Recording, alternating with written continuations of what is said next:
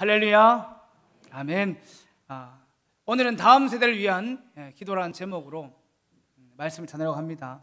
이 7월은 6월의 연장선으로서 이제 실제적으로 모든 주일학교에 수련회가 있습니다. 간절히 소원하기는 이제 돌아오는 목요일부터 에바다 청년들 이렇게 수련회가 시작합니다.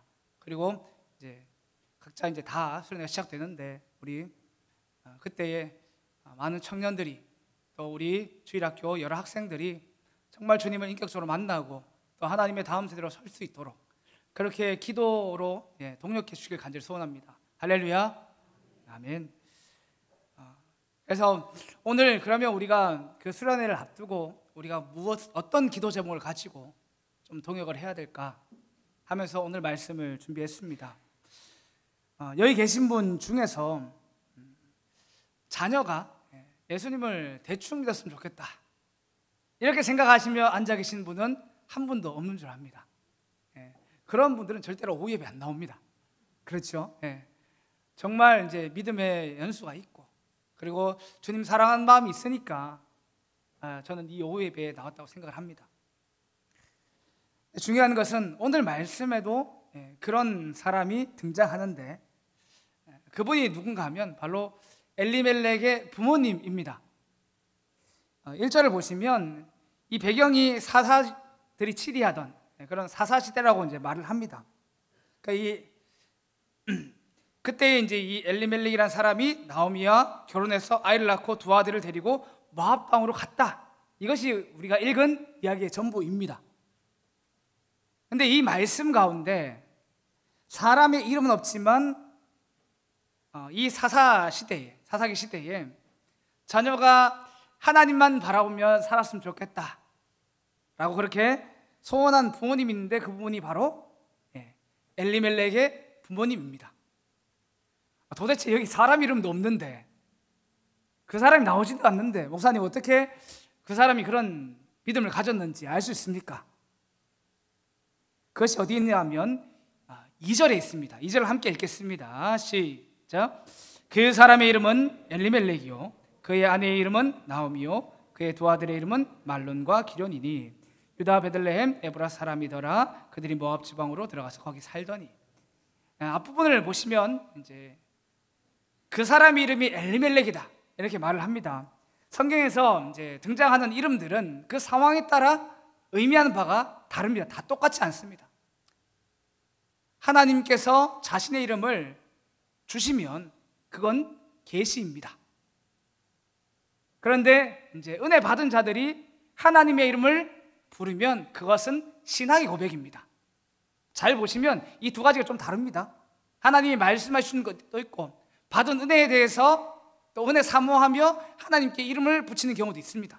그러니까 두 가지는 같은 것 같지만 다릅니다. 그런 이제 이름도 있고 또 이런 것만 있는 것이 아니라 이제 부모가 자녀의 이름을 지을 때 거기에는 자녀에 대한 바람이 있고 소망이 있습니다. 그렇죠?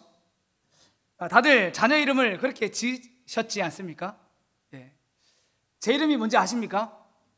제 이름은 이제 김창범이라고 합니다. 이게 한자로 어떤 한자를 쓰냐 하면 궁금하셨죠? 제 이름의 뜻이 어떤 건지. 어떤 거냐면 창성할 창에 범자를 씁니다. 저는 어릴 때는 별 생각 없이 그냥 그냥 제 이름을 했었는데 나중에 이제 한자를 생각해 보니까 이 말이 무슨 말입니까? 법 쪽에서 창성하란 말이잖아요. 그러니까 너는 커서 법사나 이게 뭐죠? 판사나 검사나 변호사나 이 사자 돌림되는 거 하라고 이름을 지어주신 것 같더라고요. 제가 어머니한테 다시 묻진 않았습니다. 근데 제 이름 돌아보니까 그런 것 같더라고요. 근데 제가 부모님의 기대와는 전혀 상관없게 사자 중에서 돈은 제일 안 되고 가장 복된 사자가 됐습니다. 그것이 바로 이제 목사입니다. 그죠? 하나님께서 은혜 많이 주셔가지고 하나님 사명 감당하라고 다른 사자로 안 보내시고 이쪽 사자로 이렇게 불러주셨더라고요. 엘리멜렉의 뜻이 무엇인 줄 아십니까? 엘리멜렉이 히브리어인데 두 글자의 합성어입니다. 엘리는 엘은 하나님인데 이제 소유격이 붙어가지고 나의 하나님 뜻이고 멜렉은 왕입니다. 그러니까 이제 합치면 나의 하나님은 왕이다 이런 거죠. 이게 두 가지라고 둘 중에 하나입니다. 부모님이 그런 신앙을 가졌던가 자녀가 이런 신앙을 가지고 살기를 원했던가 전 둘 다라고 생각을 합니다. 그러니까 엘리멜렉의 부모님은 내 자녀인 이 엘리멜렉이 평생 살아가면서 하나님을 나의 왕으로 여기며 그렇게 살기를 원했던 겁니다. 근데 중요한 건 엘리멜렉의 삶은 어땠을까요? 이것과 정반대의 삶을 살았습니다.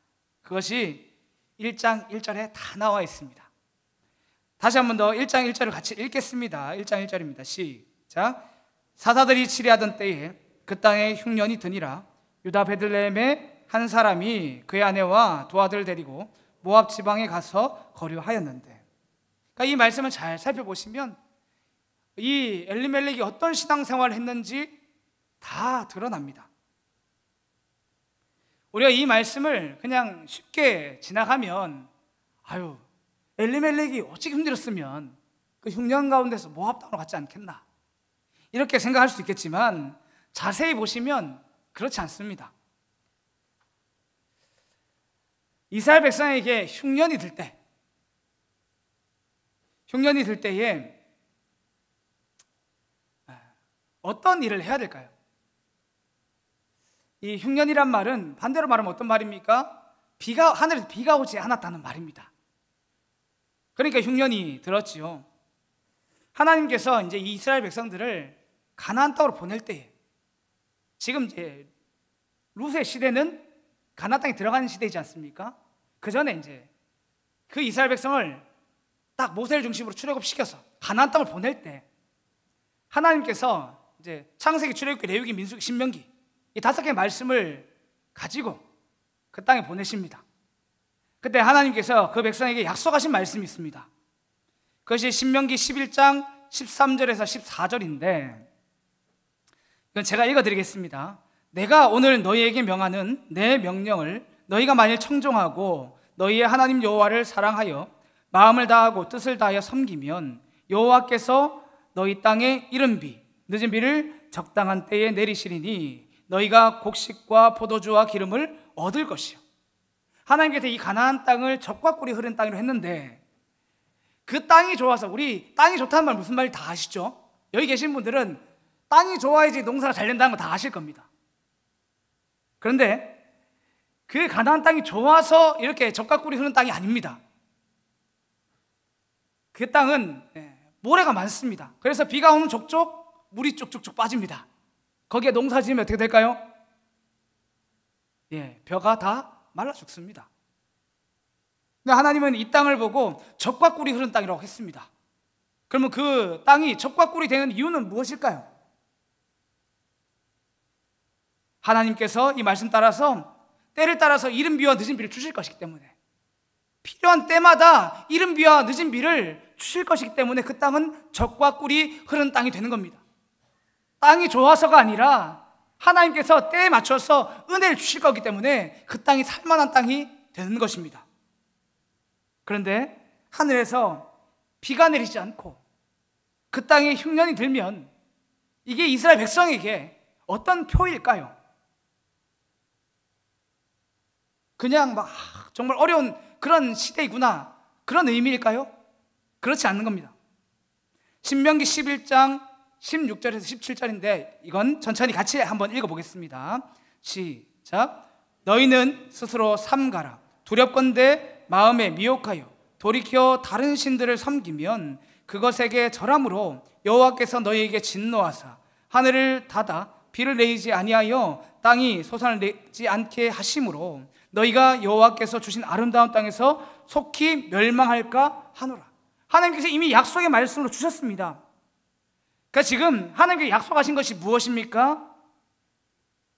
너희가 정말 하나님 잘 섬기면 내가 이른 비와 늦은 비를 때에 맞춰 주겠지만 너희가 나를 떠나서 우상을 섬기게 되면 내가 하늘을 닫아서 비를 내리지 않게 하겠다, 그렇게 말씀하신 겁니다. 그러면 이 이스라엘 백성들에게 흉년이 찾아왔대. 이들이 뭘 해야 합니까? 하나님 앞에서 내가 우상을 섬기고 있는 것은 아닌가? 하나님과 나의 관계가 틀어진 것은 아닌가? 이걸 돌아보는 시간이어야 합니다. 그리고 엘리멜렉이 해야 되는 것도 마찬가지입니다. 그 약속의 땅인 베들레헴 땅을 떠나서 모압 땅으로 가는 게 아니라, 하나님, 우리에게 왜 이런 일이 찾아왔습니까? 하나님, 우리의 죄를 발견하게 하시고, 하나님, 내가 회개하면서 나아갑니다. 우리에게 긍휼을 베풀어 주시옵소서. 이렇게 회개하며 기도해야 될 때라는 말입니다. 근데 엘리멜렉은 어떻게 했습니까? 자신의 모든 것을 싸들고 그 땅을, 약속의 땅을 떠났습니다. 믿음의 사람의 모습이 아니죠. 또 더 나아가서 이 베들레헴을 떠난 다른 이유가 있습니다. 그 이유가 뭘까요? 무슨 이유가 있겠습니까? 흉년 들었으니까 먹고 살기 힘드니까 떠났겠지요. 이렇게 성경을 읽으시더라고요. 근데 그렇지 않습니다. 1장 21절의 말씀인데 같이 읽어보겠습니다. 시작. 내가 풍족하게 나갔더니 여호와께서 내게 비어 돌아오게 하셨느니라. 여호와께서 나를 징벌하셨고 전능자가 나를 괴롭게 하셨거늘 너희가 어찌 나를 나오미라 부르느냐 하니라. 이게 무엇입니까? 룻과 나오미가 같이 이제 모든 걸 다 읽고 다시 이제 베들레헴으로 돌아온 다음에 사람들이 이제 막 나오미에게 막 말을 거니까 그때 뭐라고 했냐 하면, 그때 이 말을 한 겁니다. 근데 그의 고백이 무엇입니까? 내가 풍족하게 나갔다가 비어 돌아왔다. 이 말은 무슨 말인가면, 이 베들레헴 땅 처음에 떠날 때에 가난해서 떠난 게 아니란 말입니다. 풍족한 가운데 떠났다는 거죠. 하나님께서 이스라엘 백성에게 명령하신 하나가 더 있습니다. 신명기 15장 7절에서 9절인데 길기 때문에 그냥 제가 읽어드리겠습니다. 내 하나님 여호와께서 내게 주신 땅 어느 성읍에든지 가난한 형제가 너와 함께 거주하거든 그 가난한 형제에게 내 마음을 완악하게 하지 말며 내 손을 움켜쥐지 말고 반드시 내 손을 그에게 펴서 그에게 필요한 대로 쓸 것을 넉넉히 구워주라. 삼가 너는 마음에 악한 생각을 품지 말라. 곧 이르기를 일곱째 해 면전이 가까이 왔다 하고 내 궁핍한 형제를 악한 눈으로 바라보며 아무것도 주지 아니하면 그가 너를 여호와께 호소하리니 그것이 내가 죄가 되리라. 아멘. 하나님이 이렇게 말씀하셨습니다. 이 땅에 가난한 자가 있을 수가 없지요. 가난한 자가 없을 수는 없지요. 그때에 하나님께서 부유한 자들에게 명령하신 게 있습니다. 그것이 뭐냐 하면 네 손에 있는 것을 움켜쥐지 말고 가난한 자들에게 베풀어 주라는 말입니다. 그리고 혹시 너희가 돌보지 않았을 때에 그들이 너의 이름을 가시고 내게 호소하면 그것이 반드시 너희에게 죄가 될 것이다. 하나님께서 그렇게 말씀하셨습니다. 이게 무슨 말인가 하면, 하나님께서 성도에게 물질을 주셨을 때에 그 물질에 대해서 주인 역할을 하라고 주신 것 아닙니다. 파수꾼의 역할을 감당하라고 주신 겁니다. 하나님께서 내게 맡기신 줄 알고 내가 잘 흘려보내는 것이 복된 삶인 겁니다. 그렇게 잘 흘려보낼 때에 어떤 역사가 일어날까요? 신명기 15장 10절은 함께 읽겠습니다. 함께 읽겠습니다. 시작. 너는 반드시 그에게 줄 것이요 줄 때에는 아끼는 마음을 품지 말 것이니 이로 말미암아 내 하나님 여호와께서 내가 하는 모든 일과 내 손이 닿는 모든 일에 내게 복을 주시리라. 아멘. 성도의 채워짐, 성도의 넉넉함이 어디에 있습니까? 내가 세상 사람들처럼 움켜쥐고 움켜쥐었을 때에, 그렇죠, 남들처럼 정말 아둥바둥 더 저축 잘하고 남들처럼 더 투자 잘하고 그렇게 해서 성도가 넉넉해지는 것이 아닌 겁니다. 하나님이 약속하신 말씀은 너희가 나누어주고 나누어줄 때에 채워짐이 있다는 겁니다. 너희가 나눠주고 나눠줄 때에 내 손에 남는 것이 아무것도 없을 것 같지만 정말 나눠주고 나눠줘 보라는 겁니다. 그러면 하나님께서 내가 하는 그 모든 일에 내가 손이 닿는 곳곳마다 하나님께서 복을 주셔서 채워주셔서 약속하는 겁니다. 다른 겁니다. 세상 사람들은 움켜줘서 부자가 되는 것이지만 성도는 물론 부자의 삶이 다 좋은 건 아니라고 저는 생각을 합니다. 그러나 부자가 되는 것도 억지로 움켜져가지고 부자가 되는 게 아니라 하나님이 되게 하십니다. 그리고 우리는 또 하나님께 맡기고 그렇게 또 주신 거니까, 하나님께 주신 거니까 또 그렇게 흘려보낸 삶을 살아야 합니다. 다시 돌아와서 엘리멜렉이 왜 베들레헴을 떠났을까요? 이 두 가지를 놓고 생각하니까 그런 겁니다. 말씀 안에는 없습니다. 그런데 얘가, 이 엘리멜렉이 먹고 살기 편했는데, 먹고 살만 했는데 왜 이 약속의 땅을 떠나서 모압 땅으로 간 것입니까? 제가 생각해 보면 이 베들레헴에는 더 이상 부자가 될 소망이 없는 겁니다. 그리고 부자로서 해야 될 일이 무엇입니까? 나누어줘야 되는 일. 그러니까 도와달라는 사람이 많았겠죠. 그러다가 이제 이 땅을 떠나기로 작정하고 그렇게 모압 땅으로 간 것으로 보여집니다. 오늘 제목을 다음 세대를 위한 기도로 잡았습니다.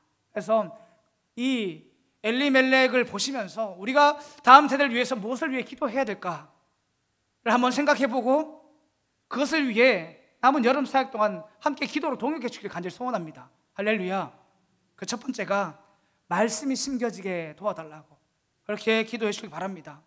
다시 한번 말씀드리지만 여기 계시는 성도님 중에 내 자녀가 신앙생활 못하길 바라는 분이 어디 있겠습니까? 예수 믿는 사람과 예수 믿는 남자와 예수 믿는 여자가 결혼해서 자녀를 출산했습니다. 그러면 그 자녀를 낳은 다음에 어떤 이름을 지으실 것 같습니까? 다 자녀 이름을 지으셨죠. 그 지으실 때에 보통 신앙적인 이름을 지으시지 않습니까? 남편이 안 믿으면 어쩔 수 없습니다. 그럴 수 없습니다. 근데 두 분 다 믿으시면 한참 고민하시다가 기도하다가 자녀가 믿음으로 자라길 바라면서 신앙적인 이름을 지어주십니다. 그래서 이제 교회 가운데서 모세가 많고 교회 가운데서 다윗이 많고 사무엘, 한나, 안나 같은 이 성경적인 이름이 많은 것입니다. 이 성경적이지 않다 하더라도 신앙을 담아서 이름을 짓는 경우를 많이 봤습니다. 근데 우리가 그렇게 지으면 자녀가 그렇게 자랄까요? 간절한 믿음을 가지고 이름을 한나로 지으면 사무엘의 어머니처럼 그렇게 우리 자녀가 신앙생활을 할까요? 저는 아니라고 생각을 합니다. 그럼 어떻게 하면 우리 자녀가 그렇게 자랄까요? 영혼의 변화는 하나님께 있지만 우리는 말씀을 심어야 됩니다. 할렐루야. 디모데후서 3장 16절에서 17절 말씀입니다. 한 목소리 읽겠습니다. 시작. 모든 성경은 하나님의 감동으로 된 것으로 교훈과 책망과 바르게 함과 의로 교육하기에 유익하니 이는 하나님의 사람으로 온전하게 하며 모든 선한 일을 행할 능력을 갖추게 하려 함이니라. 아멘. 모든 성경이 하나님의 감동으로 된 것이고 이 말씀이 우리의 인생을 교훈하고 책망하고 의로 교육하기에 유익한 그런 도구라고 분명히 말씀하십니다.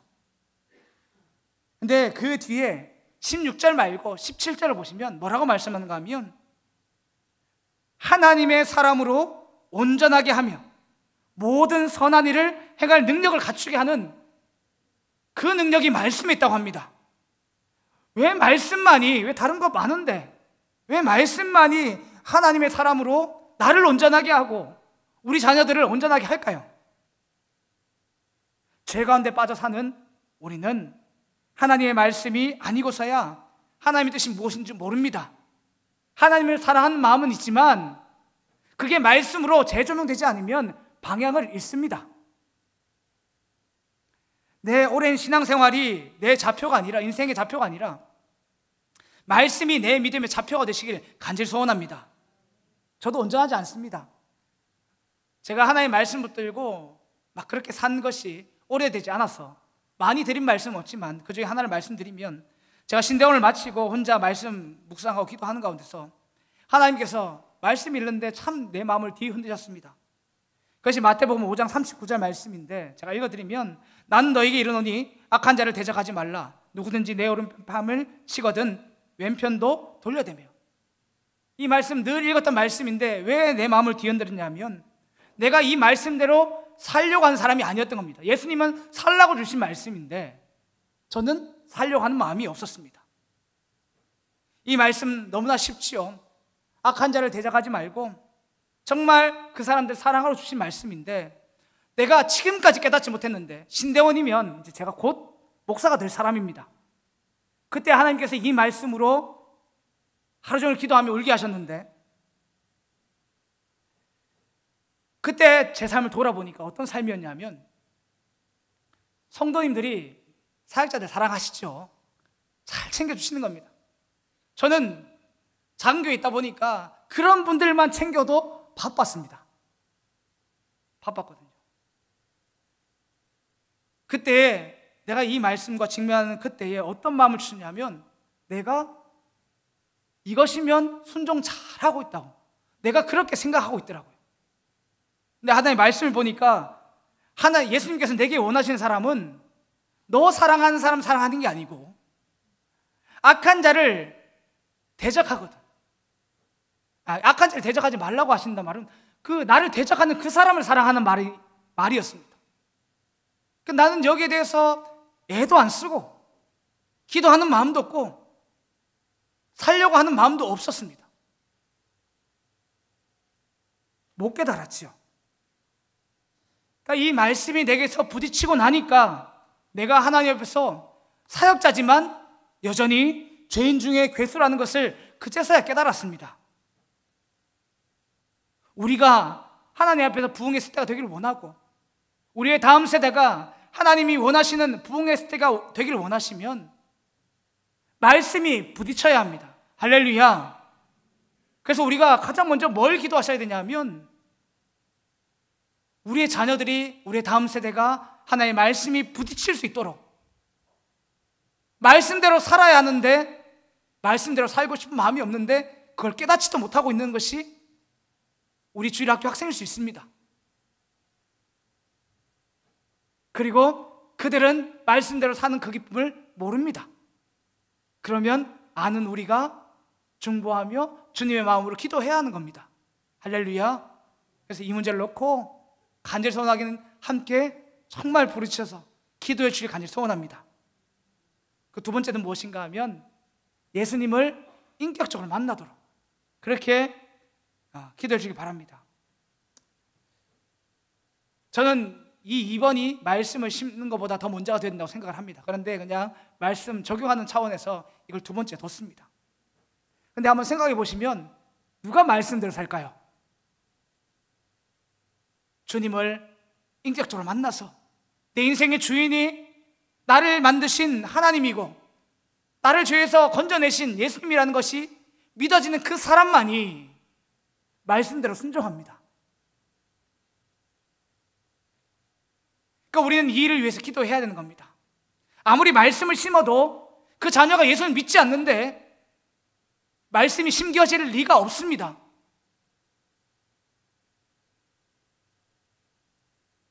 모든 성도님들이 정말 힘을 다해서 기도해야 될 제목이 우리 자녀들이 예수님을 인격적으로 만나는 그 일입니다. 이걸 이제 우리는 거듭난 일이라고 합니다. 영혼이 변하는 일. 거듭난다고 하고, 또 신학적인 용어는 중생이라고 말합니다. 중생은 불교적인 용어 아닙니다. 중이어지만 불교에서는 중생을, 죽어가는 모든 인생을 말하잖아요. 그런데 교회에서 말하는 중생은 거듭날 중을 씁니다. 그래서 거듭나는 일, 이걸 중생이라고 합니다. 그러니까 우리의 육체가 거듭나는 것이 아니라 우리의 영혼이 거듭나야 하는데, 우리의 자녀의 영혼들이 거듭나서, 그래야지, 그 영혼이 거듭나야지 하나님을 찾습니다. 이 일은 우리의 일이 아니라 하나님의 일입니다. 하나님께서 그 영혼을 변화시켜 주셔야지 하나님의 세대가 되는 겁니다. 그러니까 내가 그 은혜로 내 영혼이 변화받고 주님을 믿게 된 줄 내가 알면, 우리는 다음 세대를 위해서 복음을 전해야 되지만 기도로 심을 수밖에 없는 겁니다. 기도 외엔 답이 없는 겁니다. 하나님께서 나를 불쌍히 여겨주셨듯이 우리의 다음 세대를 불쌍히 여겨주셔야지 그들이 예수 믿고 하나님의 세대가 되는 겁니다. 이 거듭난 일이 왜 중요하냐면, 요한복음 3장 5절과 3장 3절 우리 두 절을 같이 한번 읽어보겠습니다. 시작. 예수께서 대답하시되 진실로 진실로 내게 이르노니 사람이 물과 성령으로 나지 아니하면 하나님 나라에 들어갈 수 없느니라. 3절입니다. 시작. 예수께서 대답하여 이르시되 진실로 진실로 내게 이르노니 사람이 거듭나지 아니하면 하나님의 나라를 볼 수 없느니라. 이 거듭난 일은 성령 하나님의 일입니다. 그래서 물과 성령으로 거듭나지 아니하면 불가능하다고 그렇게 말했습니다. 근데 왜 거듭나는 것이 중요한가? 이 두 말씀에 다 답이 있는데 5절을 보시면 거듭나지 아니하면 하나님 나라에 들어갈 수 없고, 그걸 3절을 보시면 하나님 나라를 볼 수 없다, 이렇게 말을 합니다. 그러니까 하나님 나라는 두 가지 개념이 다 있는데 가장 우리가 기억해야 되는 하나님 나라는 저 천국도 있지만 하나님 나라는 하나님의 다스림에 있습니다. 이해가 되십니까? 그러니까 하나님 나라라고 하면 저 마지막 날에 천국 가는 것만 생각하는 것이 아니라 하나님이 성도를 다스리는 그 다스림에 있다는 겁니다.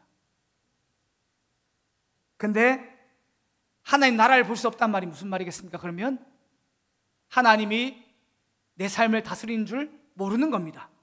죽었다 깨어나도 모릅니다. 강단 가운데서 아무리 하나님께서 우리의 삶을 다스립니다 라고 선포해도 그 말이 들려지지 않는 겁니다. 거듭난 사람만이 이 말이 들려집니다.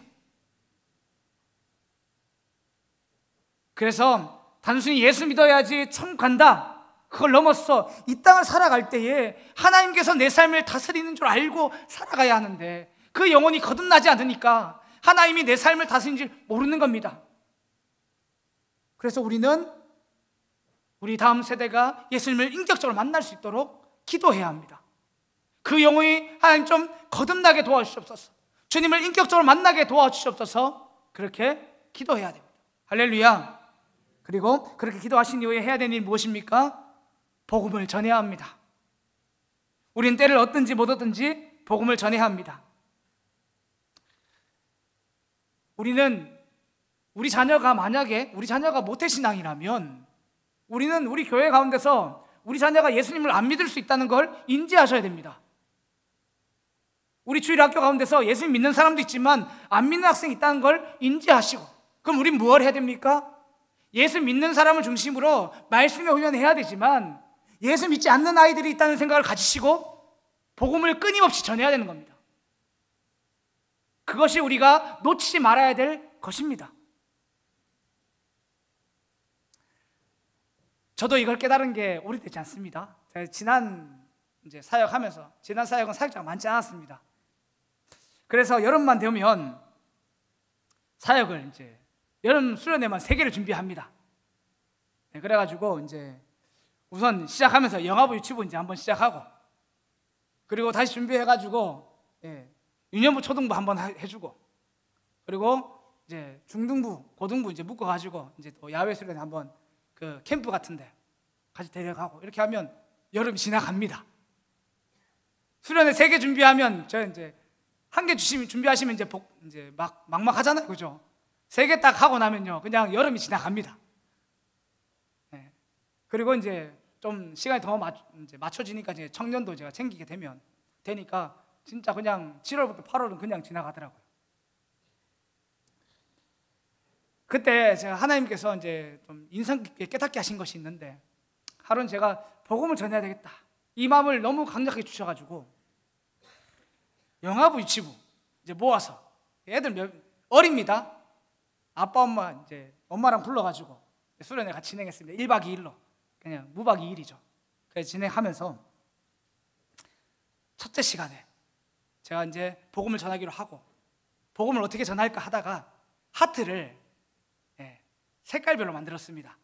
이거 전도하는 법이 있습니다. 그거 제가 조금 바꾼 건데, 그래가지고 노란색 하트 하나 만들고, 그리고 까만색 하트 하나 만들고, 붉은색 하트 하나 만들고, 하얀색 만들고, 초록색 만들고, 이렇게 해서 엄마 딱 앉히고 그 위에 애를 앉혔습니다. 그리고 엄마가, 애는 5살짜리는 아무것도 못합니다, 아시죠? 그래가지고 5살짜리 앉혀놓고 엄마한테 부탁했습니다. 자, 노란색을 하나 떼서 이제 우리 아이의 이제 가슴에 붙이고, 그래서 이제 하나님을 상징하고 하거든요. 그래서 하나님이 이런 분이시고 하나님이 우리 누구누구를 만들었어 하면서 한 7명 있으면 제가 7명 이름을 다 불러가면서 하나님이 너를 많이 사랑하시고 너를 만들었어, 똑같은 말을 7명한테 다 해준 겁니다. 짧은 말인데 그걸 7명 다 해줬습니다. 그런데 우리가 죄로 말미암아 하나님과 멀어졌어 하면서 검은색 딱지를 붙였습니다. 하나님은 우리를 사랑하셔가지고 하나님께 나아갈 수 있는 길을 주셨는데 그게 예수를 믿는 거야. 예수를 믿으면 하나님의 자녀가 돼 하면서 그렇게 설명하면서 빨간색 딱지를 붙이겠습니다. 그러고 나서 마지막으로 하얀색 딱지를 딱 붙여주면서 너희 예수님 믿니? 네, 그러더라고요. 너희는 하나님의 자녀야, 이렇게 선포했습니다. 그러면서 마지막에도 똑같이 누구누구야? 너는 하나님의 자녀야.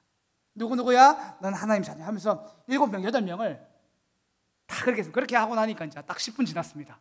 설교 시간이 길면 안 되잖아요, 그죠? 딱 10분 지났는데 그렇게 해서 여러 가지 프로그램을 하고 이제 그날 저녁에 이제 하나님의 역사가 있었습니다. 저는 이제 나중에 들었거든요. 그 중에 한 명이 여자아이가 있었습니다. 여자아이가 있었는데 5살짜리인데 이제 어린이집을 가야 되지 않습니까?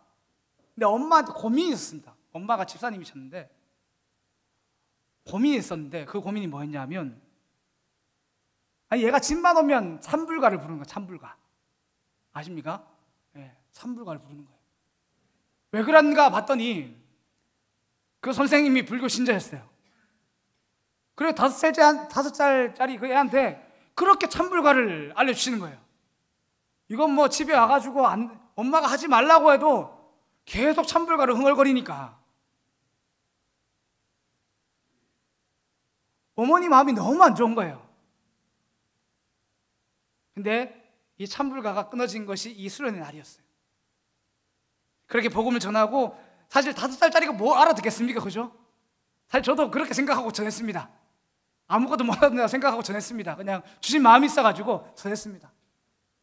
근데 그날 이 여자아이가 엄마랑 같이 목욕을 하는데 어떻게 했냐면 자기 이름 불러가면서 계속 그 목욕한 내도록 나는 하나님의 자녀야, 나는 하나님의 자녀야, 자기 이름 불러가면서 창범이는 하나님의 자녀야 하고 물놀이 하다가 창범이는 하나님의 자녀야 목욕한 내도록 계속 그 말을 한 걸 보고 그 어머니께서 정말 복음의 능력이 있음을 또 경험하는 시간이었거든요. 저는 그렇게 생각합니다. 아무리 어려도 예수님 필요합니다. 그럼 누군가는 예수님 전해야 되겠죠, 그죠? 그래서 먼저는 우리 모든 주일학교에서 예수님 전하는 그런 은혜가 있어야 되겠고, 또 그리고 더 나아가서 부모님이 자녀에게 예수님을 전할 수 있으면 가장 좋습니다. 그만큼 복된 게 없겠죠. 말씀을 마무리하려고 합니다. 우리 이제 다음 주 돌아오는 목요일부터 다음 세대들 이제 여름 사역들이 시작됩니다. 간절히 소원하기는 여기 계신 모든 분들이 기도의 동력자가 되어주길 바랍니다. 할렐루야. 참 여러 가지 기도 제목 많잖아요, 그죠? 근데 그런 거 좀 다 내려놓으시고 시작이 예수님을 인격적으로 만나야 되는 겁니다. 그 삶 가운데서 말씀이 심겨져야지 시작이 되는 겁니다. 나머지 기도 제목은 그 다음입니다. 저는 그렇게 생각을 합니다. 그래서 정말 기도할 때에 여기 계신 분들 다 손자, 손녀들 있으시지 않습니까? 걔들이 예수 믿는지 안 믿는지 다 알고 계시지 않습니까? 혹 예수님 안 믿으면 낙심한 게 아니라 하나님께 매달려야 될 때인 겁니다. 우리 손자 예수님 만나게 도와주십시오. 이런 기도를 해야 될 때인 겁니다. 이제 소원합니다. 그래서 이번 여름 사역이 그렇게 우리 함께 기도로 동력하는 그런 풍성한 여름 수련회가 되길 간절히 소원하고, 그리고 우리도 모든 목사님들, 사역자들, 선생님들도 그렇게 수련회 준비하고 있습니다. 그래서 많은 관심 가져주시고 그렇게 또 함께 귀한 사역 감당을 간절히 소원합니다. 할렐루야.